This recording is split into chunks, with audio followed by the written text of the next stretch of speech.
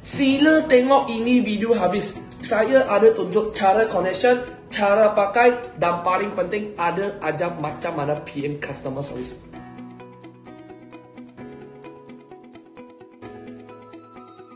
Step pertama, dalam phone korang download kita punya apps V380 Pro. Jangan risau, free biar. Android, iOS pun dapat download free biar. Jangan risau. Masuk wayar, dia akan on, dia akan aktif. Kita buka dulu, kasih reset dulu. Kita ada satu tip. Sebelah sini ada memory card slot kan, masuk memory card, lepas tu cucuk dalam. Kasih reset dulu. Kena memory card. Reset completed. Camera is restarting. Waktu dapat dengar suara, sudah reset. Camera is starting. Please wait.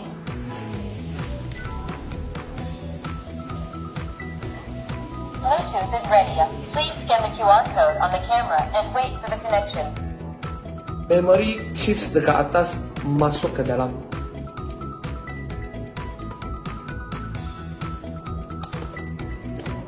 So kita kena register account dulu. Sini boleh pilihkan Asia, lepas tu enterkan email, register account sendiri. Lepas login, tekan tambah add camera, scan QR code. Lepas tu pilih rumah wifi, mesti nak pakai 2.4, Unify mesti ada. Lepas tu tekan confirm. Receive configuration information. Connecting.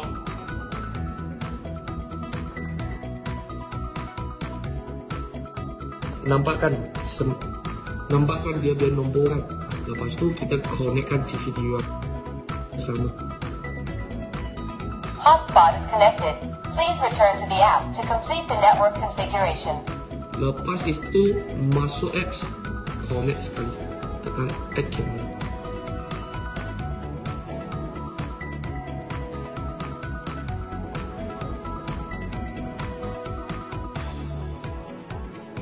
Lepas tu jika korang nak share phone kedua pun sangat senang. Buka setting, sini ada password. Lepas tu boleh share device. Lepas tu ambil phone yang kedua, scan QR code ni. Tekan add camera, scan QR code. Selepas sudah boleh join. Dua-dua pakai sekali. Baik. Masuk kita biar TikTok page. Lepas tu sini ada yang sini boleh tekan button check. Nampak tak?